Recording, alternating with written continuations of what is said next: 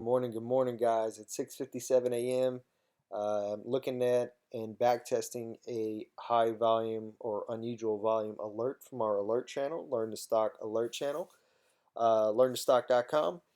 So we pulled up ARTL, and I was going over that in our live Q&A that there's two type of candlesticks, no matter the pattern.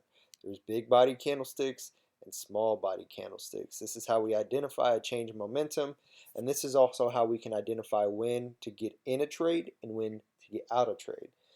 So, for example, let's say you missed the alert, which probably came out around 6 o'clock or maybe 6:15, 6:20 after it noticed this unusual volume, or maybe even right here. I got to go back and check the time.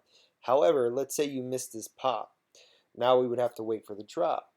So we would identify the small body candlesticks where they're occurring. It's at the top of the trend, and we would look for an entry. So lo and behold, we got a little pullback. This is real time. The volume is lower on the pullback or the retracement than it is on the run up. So that's how we know we have a strong uptrend and a weak downtrend. So that just means that some day traders that caught this are taking a little bit of profits. So now we would then look for an entry. Not only that, we were overbought on the stochastic. MACD is kind of changing in momentum. These are both lagging indicators, so we always rely on price action.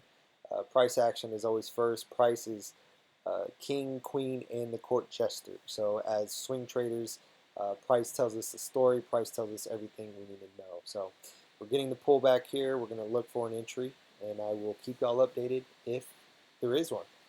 If there isn't, I don't take the trade. Patience is key in this game, guys. Patience is key.